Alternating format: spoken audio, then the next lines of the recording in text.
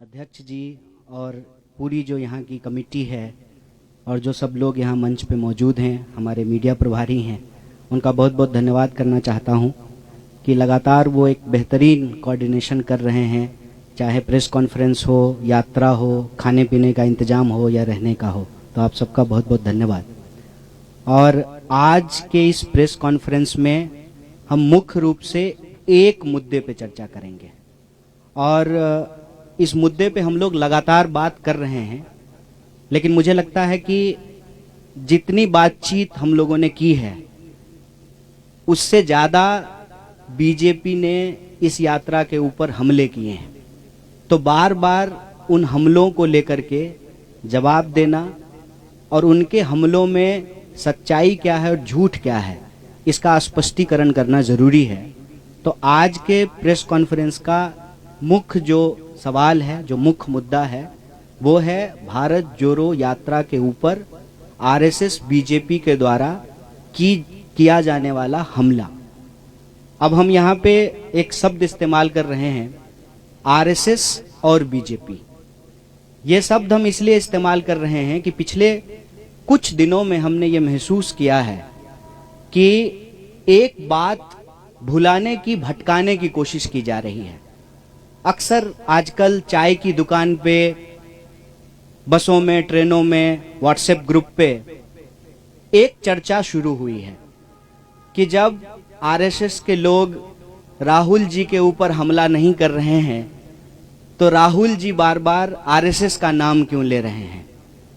गुड़ का गाछ तो आरएसएस ही है ना। ऐसा तो हो नहीं सकता है कि आप गुड़ खाएं और गुलगुल्ले से परहेज करें। ये जो भ्रम की स्थिति पैदा की गई है, इसमें कुछ भी सच्चाई नहीं है। आरएसएस और बीजेपी में कोई फर्क नहीं है। बीजेपी जो हमला कर रही है वो हमले आरएसएस ही करवा रही है और इसको हम लोग अलग अलग तरीके से नहीं देखते हैं।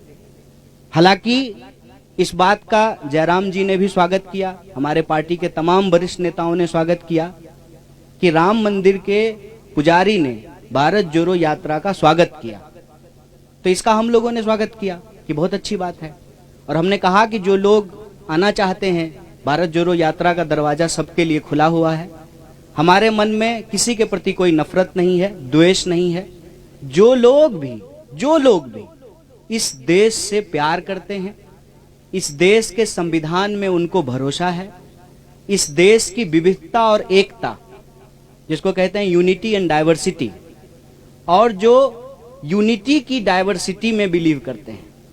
सिर्फ इसकी बात नहीं है कि हमको डाइवर्सिटी में यूनिटी चाहिए, यूनिटी की डाइवर्सिटी को भी हमको रिस्पेक्ट करना पड़ेगा, क्योंकि हम इस दौर में जी रहे हैं जहां अलग अलग तरह के चॉइसेस हैं, अलग अलग तरह का लाइफ स्टाइल है, और ये जो हमारी विविधता है वो हमारा सबसे बड़ा स्ट्रेंथ है। और आप किसी भी एग्जाम्पल को उठा करके देख लीजिए। आप हमारे देश की हॉकी टीम को देख लीजिए, अभी हॉकी का वर्ल्ड कप होने वाला है, हॉकी का मैच चल रहा है। आप हमारी क्रिकेट टीम को उठा करके देख लीजिए, आप हमारे देश की ब्यूरोक्रेसी को उठा करके देख लीजिए, आप हमारी देश की सेना को उठा के देख लीजिए, आप हमारे देश के बिजनेस जो पर्सन्स हैं उनको देख लीजिए। हर फील्ड में हमारे पास डाइवर्सिटी है और ये हमारा सबसे बड़ा स्ट्रेंथ है। तो जो लोग भी इस देश की डाइवर्सिटी में बिलीव करते हैं, इस देश के मल्टीकल्चरलिज्म में बिलीव करते हैं, इस देश के कॉन्स्टिट्यूशन में बिलीव करते हैं, इस देश के लोग आपस में प्यार से रहें, इस भावना में भरोसा रखते हैं, जो लोग संविधान पर विश्वास रखते हैं, देश से प्यार करते हैं, वो सब लोग इस यात्रा में आ सकते हैं। लेकिन आप लोगों ने देखा होगा कि पिछले दिनों यह चर्चा बड़ी जोर शोर से चली। दो तरह के जो है न्यूज आने शुरू हुए। एक, जब मोहन भागवत जी का इंटरव्यू आया तो कुछ लोगों ने हेडलाइन इस तरह से बनाया कि राहुल गांधी का जवाब दिया मोहन भागवत जी ने, और कुछ लोगों ने यह चर्चा शुरू की कि आरएसएस तो स्वागत कर रही है यात्रा का, तो फिर आरएसएस के ऊपर जो है क्यों हमला किया जा रहा है। पहली, हम आरएसएस और बीजेपी को अलग अलग नहीं देखते हैं। हमारी समझदारी में आरएसएस जड़ है, बीजेपी उसका फल है। ये भ्रम हमारे मन में नहीं है। भले वो कहते हो कि हम सांस्कृतिक संगठन हैं, लेकिन उनकी पूरी की पूरी विचारधारा राजनीति पर आधारित है। और इस बात को हम यहां स्पष्ट करना चाहते हैं कि धर्म देश का है, सांप्रदायिकता देश का नहीं है।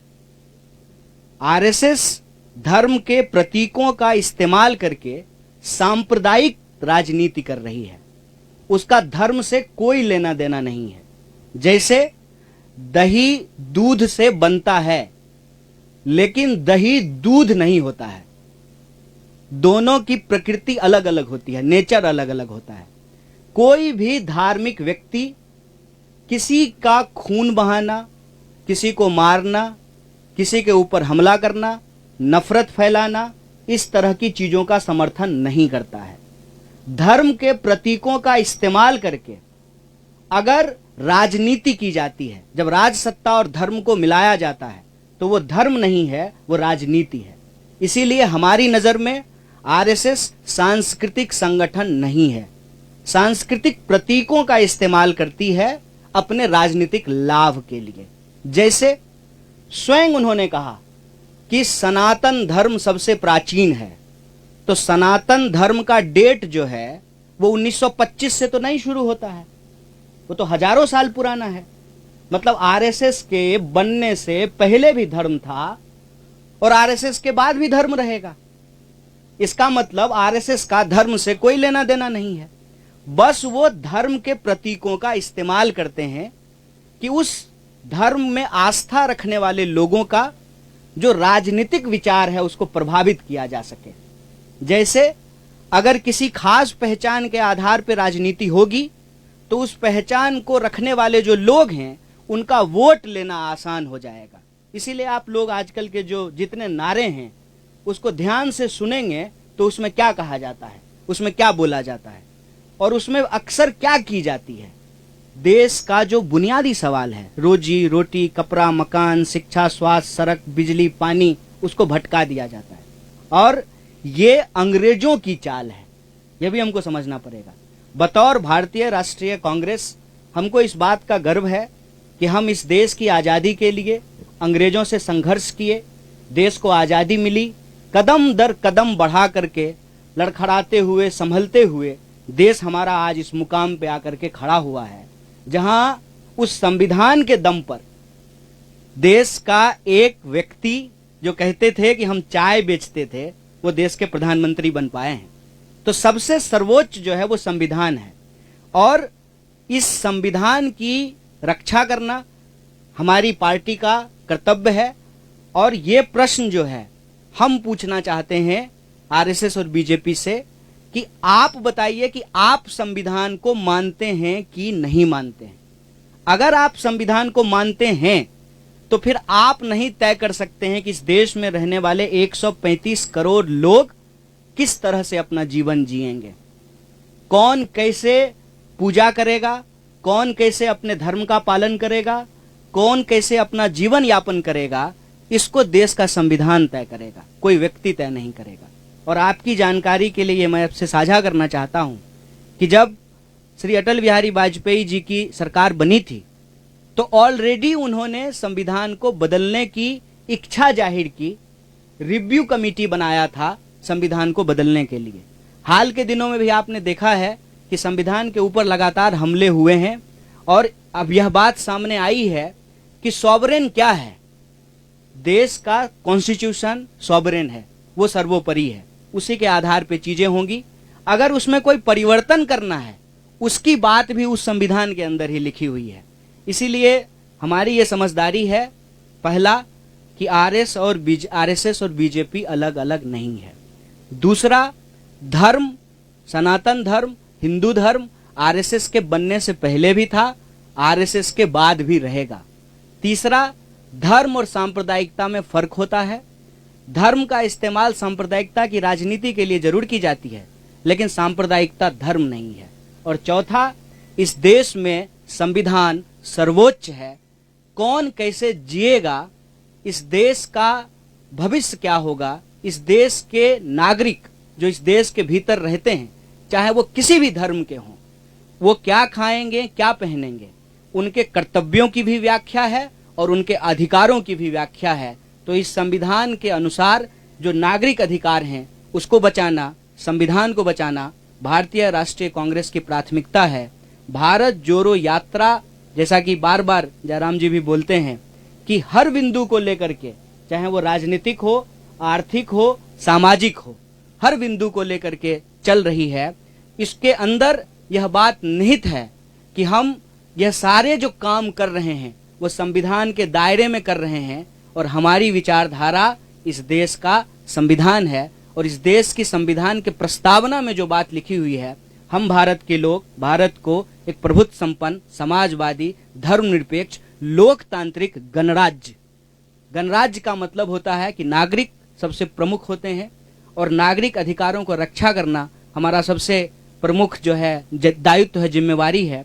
उस पर अगर कोई भी अटैक या हमला होता है तो हम इस बात को लेकर के कोई कंफ्यूजन में नहीं है कि बीजेपी अलग है, आरएसएस अलग है। अगर बीजेपी और आरएसएस अलग अलग है तो आप मुझे बताएं कि इस बात को प्रचारित क्यों किया जाता था जब प्रधानमंत्री शपथ ले रहे थे कि इन्होंने 42 साल आरएसएस की सेवा की है, ये जो है स्वयं सेवक रहे हैं। तो हमारे दिमाग में ऐसा कोई भ्रम नहीं है। हम दोनों अटैक को एक ही अटैक मानते हैं और यह जो बचाव किया जाना शुरू हुआ है कि नहीं आरएसएस तो हमला नहीं कर रही है, तो उस पर हम यही कहना चाहते हैं, आरएसएस अगर हमला नहीं कर रहे तो बहुत अच्छी बात है, लेकिन आरएसएस की जो विचारधारा है और जो कांग्रेस पार्टी की विचारधारा है वो आपस में विरोधी है, विपरीतार्थक है। वो एक ध्रुव पे खड़े हैं, हम दूसरे ध्रुव पे खड़े हैं। उनमें से आरएसएस के ही कुछ लोगों ने अगर यात्रा की स्वागत किया है तो हम उसका स्वागत करते हैं, लेकिन देश को लेकर के जो उनकी समझदारी है, लोगों को लेकर के जो उनकी समझदारी है, उस समझदारी में और संविधान के अंदर जो बातें लिखी हुई है देश के लिए, लोगों के लिए, उसमें जो है अंतर्विरोध है और हम संविधान के साथ खड़े हैं, संविधान के पक्ष में खड़े हैं। बहुत बहुत धन्यवाद, बहुत बहुत शुक्रिया। अभी कन्हैया कुमार आपसे सवाल लेंगे, पर उसके पहले मैं हमारे पीसीसी अध्यक्ष से गुजारिश करूंगा कि जो पठानकोट में रैली होने वाली है 19 तारीख को, उसके बारे में और कुछ जानकारी दें और भी जो मुद्दे हैं जो भारत जोड़ो यात्रा जो खास तौर से पंजाब में है उसके बारे में भी कुछ कहें आपको। धन्यवाद जयराम जी। कन्हैया जी, एक ਤਾਂ ਅੱਜ ਤੁਹਾਡੇ ਰਾਹੀਂ ਮੈਂ ਪੰਜਾਬ ਦੇ ਲੋਕਾਂ ਦਾ ਧੰਨਵਾਦ ਕਰਨਾ ਚਾਹੁੰਦਾ ਕਿ ਬਹੁਤ ਬੇਖੂਬੀ ਦੇ ਨਾਲ ਉਹਨਾਂ ਨੇ ਇਸ ਯਾਤਰਾ ਦਾ ਸਵਾਗਤ ਕੀਤਾ। ਉਮੀਦ ਤੋਂ ਪਰੇ ਸਵਾਗਤ ਹੋਇਆ, ਲੋਕਾਂ ਨੇ ਸਵਾਗਤ ਕੀਤਾ ਔਰ ਅੱਜ ਇਹ ਯਾਤਰਾ ਦਾ 6ਵਾਂ ਦਿਨ ਹੈ। ਹਾਲਾਂਕਿ ਸਰਦੀ ਅੱਜ ਸਵੇਰ ਅਗਰ ਦੇਖਿਆ ਮੈਂ ਡਿਗਰੀ ਤੇ 4 ਡਿਗਰੀ ਟੈਂਪਰੇਚਰ ਸੀਗਾ, ਇਸ ਦੇ ਬਾਵਜੂਦ ਵੀ ਲੋਕ ਸਵੇਰ ਸੜਕਾਂ ਤੇ ਰਾਹੁਲ ਗਾਂਧੀ ਦਾ ਸਵਾਗਤ ਕਰਨ ਵਾਸਤੇ ਉਮੜੇ।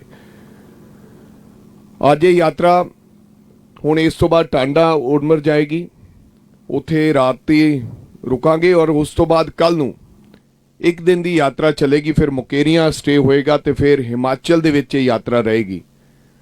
ਤੇ ਠੀਕ 19 ਤਰੀਕ ਨੂੰ ਲਗਭਗ 11:30-12 ਵਜੇ ਇੱਕ ਅਸੀਂ ਪਠਾਨਕੋਟ ਵਿਖੇ ਰੈਲੀ ਕਰਾਂਗੇ ਔਰ ਰੈਲੀ ਨੂੰ ਸੰਬੋਧਨ ਰਾਹੁਲ ਗਾਂਧੀ ਜੀ ਕਰਨਗੇ ਔਰ ਉਸ ਤੋਂ ਬਾਅਦ ਇਹ ਯਾਤਰਾ 6 ਕਿਲੋਮੀਟਰ ਦਾ ਆਪਦਾ ਜਿਹੜਾ ਸਫ਼ਰ ਤੈਅ ਕਰਦੇ ਹੋਏ, ਯਾਤਰਾ ਕਰਦੇ ਹੋਏ ਫਿਰ ਇਹ ਯਾਤਰਾ ਜੰਮੂ ਦੇ ਵਿੱਚ ਪ੍ਰਵੇਸ਼ ਹੋ ਜਾਏਗੀ। ਸੋ ਸਾਥੀਓ, ਇਸ ਯਾਤਰਾ ਦੇ ਨਾਲ ਮੈਂ ਸਮਝਦਾ ਕਿ ਅੱਜ ਬਹੁਤ ਸਾਰੀਆਂ ਮਹਿਲਾਵਾਂ ਵੀ ਰਾਹੁਲ ਗਾਂਧੀ ਜੀ ਨੂੰ ਆ ਕੇ ਮਿਲੀਆਂ। तमाम मुद्दों ते इस यात्रा दे नाल जिहड़े पंजाब दे लोग है, पंजाब दे पीड़ित लोग आ, उन्होंने बल मिलेगा और बहुत सारे ऐसे मुद्दे है। ये यात्रा केवल राहुल गांधी जी यात्रा करके चले जाएंगे, उस तो बाद पंजाब प्रदेश कांग्रेस कमेटी इस यात्रा दे मुद्दों नूं लैके असीं आउण वाले समय जिहड़े तमाम मुद्दे है पंजाब दे, उन्हां दी लड़ाई असीं निरंतर सड़कां ते आउण वाले समय च लड़ांगे और यात्रा जाण तो बाद जो 30 तरीक नूं समाप्त हो जाएगी और विधान सभा दे विच भी इन्हां तमाम मुद्दों दी असीं ये मुद्दे चकांगे ते लड़ाई लड़ांगे।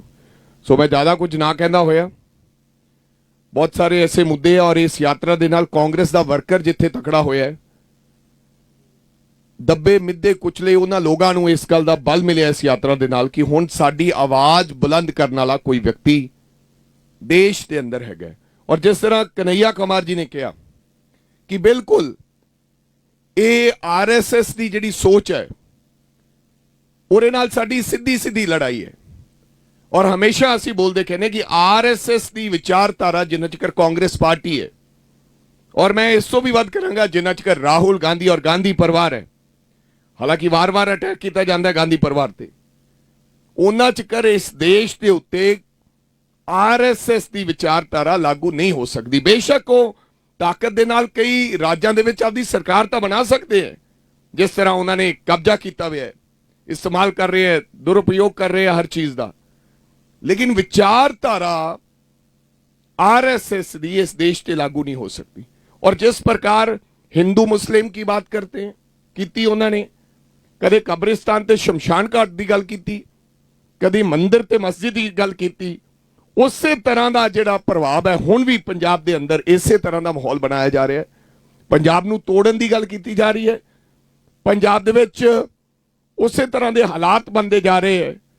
ਅੱਜ ਕੋਈ ਸਿੱਖ ਦੀ ਗੱਲ ਕਰਦਾ, ਕੋਈ ਹਿੰਦੂ ਦੀ ਗੱਲ ਕਰਦਾ, ਕੋਈ ਚਰਚ ਦੀ ਗੱਲ ਕਰਨ ਲੱਗ ਪਿਆ। ਸੋ ਇਸ ਤਰ੍ਹਾਂ ਦਾ ਜਿਹੜਾ ਕੰਮ ਪੰਜਾਬ ਦੇ ਵਿੱਚ ਵੀ ਚੱਲ ਰਿਹਾ ਉਹ ਪੰਜਾਬ ਦੇ ਵਾਸਤੇ ਚੰਗਾ ਨਹੀਂ ਹੈ। ਸੋ ਇਹਨਾਂ तमाम ਮੁੱਦਿਆਂ ਦੇ ਵਾਸਤੇ ਅਸੀਂ ਬਿਲਕੁਲ ਛਾਤੀ ਢਾ ਕੇ ਅਸੀਂ ਇਹਨਾਂ ਦੀ ਲੜਾਈ ਲੜਦੇ ਰਵਾਂਗੇ। ਤੁਹਾਡਾ ਸਾਰਿਆਂ ਦਾ ਬਹੁਤ ਬਹੁਤ ਧੰਨਵਾਦ, ਤੁਸੀਂ ਇੱਥੇ ਆਏ। ਕਿਸੇ ਪ੍ਰਕਾਰ ਦੇ ਕੋਈ ਸਵਾਲ ਹੈ ਤੁਹਾਡੇ ਕਨਈਆ ਜੀ ਤੋਂ, ਜੈਰਾਮ ਜੀ ਤੋਂ, ਮੇਰੇ ਤੋਂ, ਤਾਂ ਪਲੀਜ਼ ਤੁਸੀਂ ਕਰ ਸਕਦੇ ਹੋ। ਧੰਨਵਾਦ।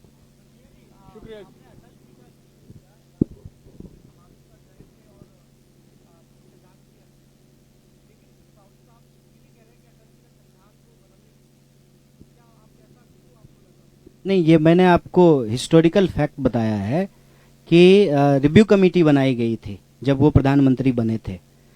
संविधान में संशोधन होते रहे हैं और अभी आप देख रहे हैं कि इसको लेकर के बहुत विवाद चल रहा है कि अभी जो है एक कॉन्स्टिट्यूशनल पोजीशन पे बैठे हुए व्यक्ति ने जो है स्टेटमेंट दिया, उसके बाद जो है ये बहस हो गई कि सॉवरेन क्या है, पार्लियामेंट सॉवरेन है कि कॉन्स्टिट्यूशन सॉवरेन है। तो अल्टीमेटली तो पार्लियामेंट कैसे फंक्शन करेगी ये बात भी तो कॉन्स्टिट्यूशन में लिखा हुआ है। तो कॉन्स्टिट्यूशन तो सबसे ऊपर है। संविधान में भी अगर आपको कोई रिव्यू करना है, उसमें कोई संशोधन करना है, और संविधान के कई संशोधन हुए हैं, उसकी बात भी तो संविधान में ही लिखी हुई है। तो हमारा पॉइंट ये है कि जब ये कहा जाता है किसी संगठन के प्रमुख के द्वारा कि कोई इस देश में कैसे रहे, डरे कि ना डरे, तो प्रश्न ये खड़ा होता है कि वो व्यक्ति खुद किसको मानते हैं, वो व्यक्ति खुद संविधान को मानते हैं कि नहीं मानते हैं। अगर मोहन भागवत जी संविधान को मानते हैं तो फिर उनको कोई बात अलग से कहने की जरूरत तो नहीं है। संविधान में हम कैसे रहें, एक नागरिक के क्या अधिकार हैं और क्या कर्तव्य हैं, यह साफ साफ लिखा हुआ है। हमारे संविधान में ये लिखा हुआ है ना कि इस देश का नागरिक होने के चलते आप अपनी धार्मिक मान्यता और विश्वास को मानने के लिए स्वतंत्र हैं, तो साफ साफ लिखा हुआ है। तो अलग से ये बात कहने की जरूरत क्यों पड़ रही है। अब प्रश्न उठता है कि संविधान मानते हैं कि नहीं मानते हैं। अगर नहीं मानते हैं तो फिर उनकी सरकार जो है बीजेपी की, उसको इमीडिएटली बाहर हो जाना चाहिए, क्योंकि वो सरकार तो संविधान के तहत बनी है, चुनाव के तहत बनी है, लोगों ने वोट दे करके बनाया है, और कसम भी तो संविधान का ही खाए होंगे ना। सारे एमपी, सारे मिनिस्टर, सारे चीफ मिनिस्टर, प्राइम मिनिस्टर, कसम तो संविधान का ही खाया है ना। अगर नहीं मानते हैं तो फिर संविधान का कसम क्यों खा रहे हैं।